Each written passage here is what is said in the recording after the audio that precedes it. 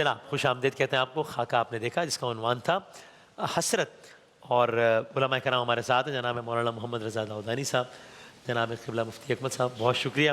مفتی اکمل صاحب, اس بات سے شروع کریں کہ ایک اپنے مسئلے کو ہر کسی سے شیئر کرنا, یعنی یہ مناسب ہے, اچھی بات ہے؟ یعنی کچھ لوگ یہ سوچ کے شیئر کرتے ہیں کہ دل کا بوجھ ہلکا ہو جائے گا, شاید کوئی سجیشن آ جائے, یعنی اس کو جتنا اپنی حد تک رکھنا رکھے اتنا بہتر ہے.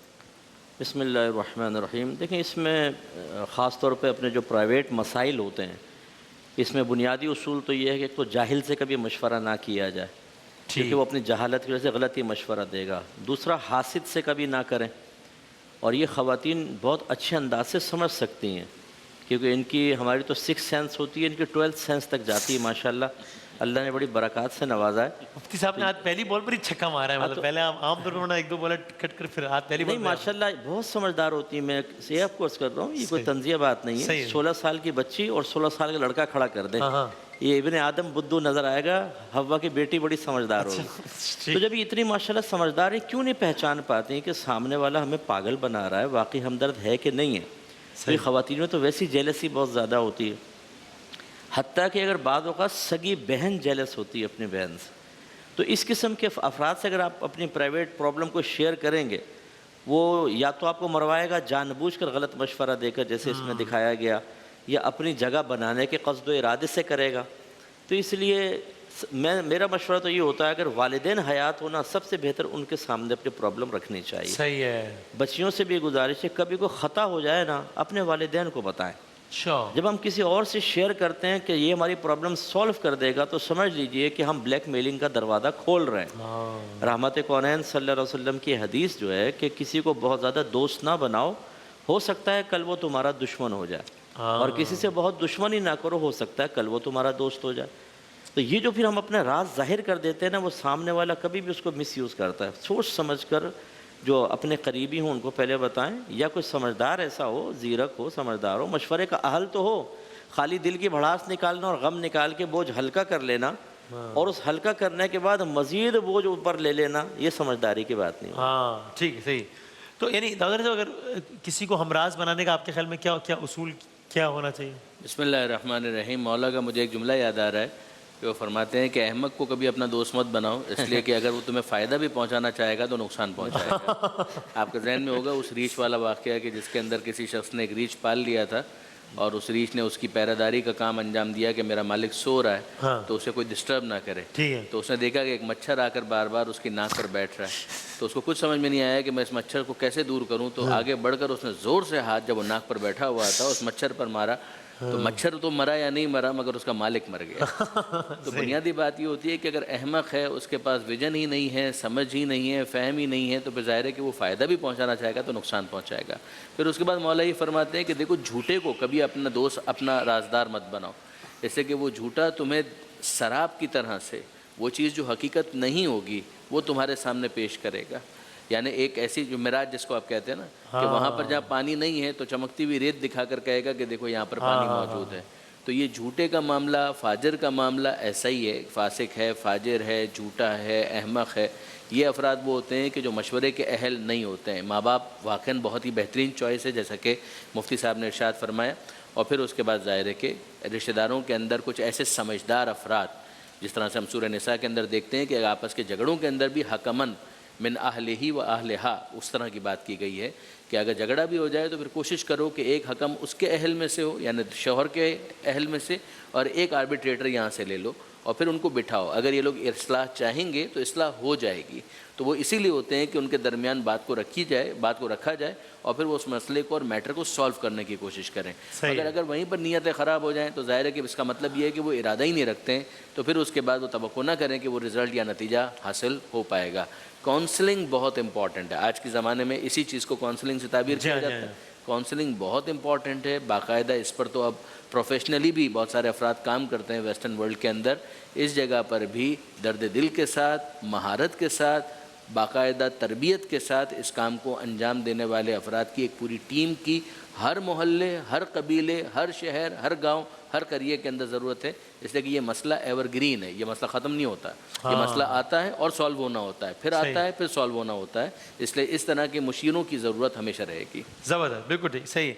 اب یہ اس کی خاکے کے تناظر میں بھی اور ویسے بھی یعنی ایک میاں اور بیوی میں تفریق ڈلوانا، لڑائی کروانا، جھگڑا کروانا، تھوڑا ادھر کی ادھر لگا دی، ادھر کی ادھر لگا دی، یہ ہم عام طور پہ بہت ہی ازراہ مذاق کی بات کہہ کے اور آگے بڑھ جاتے ہیں، وہ لڑائی کروا دی گئی، یا اس کو بڑی معمول کی بات سمجھا جاتا ہے. یہ کتنا زیادہ ناپسندیدہ عمل ہے، یہ بتائیے گا مفتی صاحب. جی ابھی کچھ دن پہلے وہ حدیث بھی ذکر کی تھی شیطان والی. جی جی. اور نبی کریم صلی اللہ علیہ وسلم نے جسے فرمایا من خبب بین الزوج و امرأتہ فلیس منا، کہ جو شوہر اور بیوی کے درمیان تخریب کاری پیدا کرے، نفرتیں پیدا کر دے، وہ ہم میں سے نہیں ہے. یہ نفرت سرکار نے سے اظہار بیزاریت فرمایا. یہ بہت حرام اور گناہ کبیرہ ہے کہ خواہ مخواہ کی غلط فہمیاں ڈالنا اور ایک دوسرے کے. اصل میں ہمارے ہاں ہوتا یہ ہے کہ اپنے گھر میں ہوتا ہے لڑائی جھگڑا. صبح صبح چکلا بیلن یہاں سے جا رہا ہے، سینڈل کی جوتی یہاں سے جا رہی ہے، شوہر بچا رہا ہے مہارت کے ساتھ. اب وہ کسی اور کے گھر میں جا کے دیکھتے نا پرسکون ہے تو ان کو پتہ نہیں کوئی تکلیف سی ہوتی ہے. بعض عورتیں نا ساس سے پوچھیں گی، آئیں گی تو دیکھیں گی کہ ساس نے کچھ بولا نہیں بہو کے بارے میں، خصوصاً نئی بہو کے بارے میں. ان کے کان متلاشی ہوتے ہیں، کچھ آئے، کچھ نہ کچھ ساس منہ بنا کے سیڈ سی بیٹھی ہو، کچھ بولے تو پھر ان کو کچھ تراوٹ سی محسوس ہوتی ہے کہ مقصود اصلی کی طرف آئے. اب وہ ساس نے کچھ نہیں بتایا تو پھر کرے دیں گی کیسے چل رہی ہو، اچھا کام ہم کرتی نہیں کرتی، کہنا ہے نا من سوتی تو نہیں رہتی بھائی، تم کیوں یہ خواہ مخواہ یہ سب چیزیں نہ بھی ہوں ذہن میں تو ذہن میں ڈالو. اچھا پھر یہاں سے اٹھ کر برقع سنبھالتی ہوئی ٹیڑھی میڑھی ہوتی ہوئی بہو کے پاس پہنچ جائیں گی، یہی انجیکشن وہاں وائرس فیڈ کریں گی نفرتوں کے. اور کہیں نہ کہیں وہ کنیکشن مل ہی جاتا ہے، کوئی نہ کوئی کمزور ہوتا ہے. اس لیے اس قسم کے تو مردوں میں بھی ہیں ایسے نا، ہمدرد بنیں گے اور پھر آپ کو غلط مشورہ ہی دینا. لڑکی کو غلط مشورہ دے کر دیکھیں کیا اس کو بیچارے کے گھر تباہ کروا دیا. تو بالکل یہ حرام اور گناہ کبیرہ ہے. یہاں اگر کوئی کامیاب ہو بھی جاتا ہے تو یہ حقیقتاً کامیابی نہیں ہے، یہ اس کے میدان معاشر میں ذلت و رسوائی کی شکل میں ایک ناکامی ہے. صحیح ہے. اور ابھی خاکے کی تناظر میں اپنی جگہ بنانے کے لیے ایک خاتون کا یا کسی بھی انسان کا، یعنی ایک خاتون کا دوسری خاتون کو طلاق دلوا دینا، ایسا جیسے خاکے کی تناظر میں، تو یہ کیسا عمل ہے؟ کیا ظاہر گناہ کبیرہ ہے. خاندان کی تشکیل ایک بہت بڑا ثواب کا کام ہے، خاندان کی تخریب تو ایک بہت بڑا ناراضی پروردگار کا کام ہے. یعنی اگر آپ معاشرے کے اعتبار سے دیکھیں تو معاشرے میں اسلام کی نظر میں جو اکائی ہے، یونٹ ہے، وہ فرد نہیں ہے، خاندان ہے. یعنی اسلام ایک خاندان، ایک خانوادے کو معاشرے کی اکائی تصور کرتا ہے اور اس کے لیے بہت زیادہ تاکید کرتا ہے کہ پہلے تو اگر کسی کی شادی نہیں ہوئی ہے تو شادی کروانے کی کوشش کریں، یعنی صحیح ڈھنگ سے جہاں پر اس کا رشتہ بن سکتا ہے اس کا رشتہ کروائیں، اور جو رشتے بنے ہوئے ہیں ان کو بچانے کی کوشش کریں، ان کو تباہ اور برباد کرنے کی کوشش نہ کریں. اگر یہ کام کیا جائے تو آپ دیکھیں گے کہ بہت ساری اقوام کے یہ گناہوں کے اندر شمار کیا ہے. بلکہ حضرت سلیمان علیہ السلام کے قضیے میں سورہ بقرہ میں بھی پروردگار عالم نے یہ کہا کہ ان لوگوں نے وہ جادو منتر سیکھنے کی کوشش کی، ما یفرق بین المرء وزوجہ، کہ جس کے ذریعے سے وہ تفریق کرنا چاہتے تھے شوہر اور بیوی کے درمیان. تو یہ تمام تر وہ محدود اختیارات جو انسان کو اس دنیا میں دیے گئے اس کا مس یوز ہے، اس کا غلط استعمال ہے، کہ جس کے نتیجے میں خاندان تباہ ہو جاتے ہیں. خود کو خوشی نہیں مل سکتی، یہ طے ہے کہ یعنی کسی اور کی بربادی میں انسان خود باطنی طور پر کمفرٹ حاصل کر سکے، سیٹسفیکشن حاصل کر سکے، یہ نہیں ہو سکتا.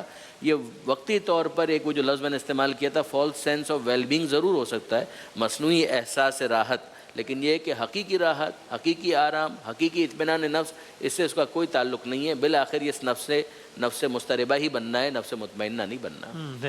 اچھا جاتے جاتے یہ اس کا فقہی پہلو بتا دیں. بے شک یہ اخلاقی پہلو تو ظاہر اس کا ہے ہی سامنے کہ یہ مناسب چیز نہیں ہے. ایبورشن، اس کی کیا فقہی طور پر اس کی کیا وہ بنتی ہے؟ آپ دونوں جاتے دیکھیں اس میں بنیادی اصول جواز کا پہلو میں تو یہ ہوتا ہے کہ عورت کی جان کا خطرہ ہو. ٹھیک، آپریشن سے پہلے ہی 2 بچے ہو گئے ہیں، فرض کر لیں 1 بچہ ہو گیا اور اب وہ ڈاکٹر کہتے ہیں مزید اگر بچہ ہوا تو ماں کی جان کو خطرہ ہے اور حمل ٹھہر چکا ہے تو اس کو ختم کر سکتے ہیں. اسی طریقے سے بعض اوقات تمام تر احتیاطوں کے باوجود ہو جاتا ہے اور پہلی 2-3 بچے ہیں، شوہر تو کہتا ہے یا بعض لوگ کہتے ہیں بیٹا کر لو، لیکن وہ عورت جو سنبھال رہی ہوتی ہے اس کو بڑی پرابلم ہوتی ہے گھر میں، کیونکہ بچے آپ کو پتہ ہے جب ان کے پاؤں لگ جائیں تو پھر ماں کہاں بھاگتی پڑے، کیسے سنبھالے. اور شوہر تو اکثر گھر میں پہنچتے ہیں، آپ کا مجھے پتہ نہیں، وہ کہتے ہیں بھائی سنبھالو بچوں کو، ہم تو باہر کا ٹینشن لے کر آئے. وہ بیچاری بیوی سنبھال رہی ہے سب کو. تو اس طرح کی صورتحال کہ تربیت نہ کر سکیں، زوجہ کی صحت ساتھ نہ دے سکے تو اس میں گنجائش ہے. اچھا جو جان جانے کا ہے نا وہ 4 ماہ سے پہلے کا ہے. 4 ماہ کا بچہ ہو جائے تو اس میں روح پھونک دی جاتی ہے. پھر صرف دیگر مسائل کا جان جانے کا ہو تو 4 ماہ کے بعد بھی کر سکتے ہیں، ورنہ اس سے پہلے صرف دیگر دیگر مسائل میں جو سخت ہیں اس میں کر سکتے ہیں. 4 ماہ کے بعد تو جان کا ہی بس روح آ جائے گی تو پھر قتل کے مترادف یعنی پھر وہ روح آ جائے گی تو پھر وہ ایک بڑا معاملہ ہو جائے گا. وہ بڑا معاملہ ہو جائے گا. جی وہ 4 ماہ کے بعد صرف اسی صورت میں ٹھیک ہے اگر جان جانے کا یہی کہہ رہے ہیں نا. جی نا بس صحیح.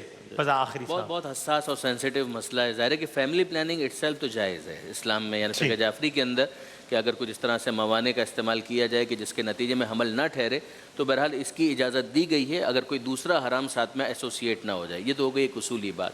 دوسری بات یہ آ جاتی ہے کہ حمل کے ٹھہر جانے کے بعد کیا ابارشن کی گنجائش ہے، تو اکثر فقہاء نے سے منع کیا ہے.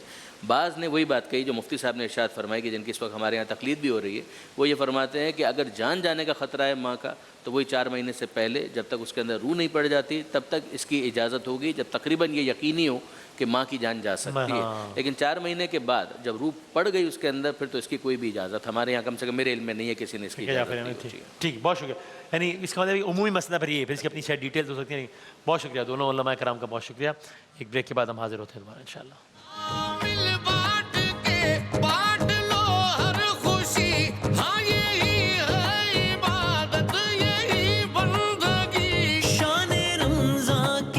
رحمتوں اور برکتوں کے اس مہینے میں بانٹیے خوشیاں اپنوں کے ساتھ. میلوں دور سے بھجوائیں اپنے گھر والوں اور دوستوں کو تحائف، وہ بھی گھر بیٹھے. سہولت بازار لایا رمضان اسپیشل ڈیلز جس سے آپ اپنے چاہنے والوں کو بھجوا سکتے ہیں افطار ڈیلز، افطار واؤچرز اور بے شمار گفٹس. تو دیر کس بات کی؟ آرڈر کرنے کے لیے ابھی لاگ آن کیجیے www.sahulatbazar.com پہ، اور مزید معلومات کے لیے آپ +92 322 7335 749 پر ہمیں واٹس ایپ بھی کر سکتے ہیں.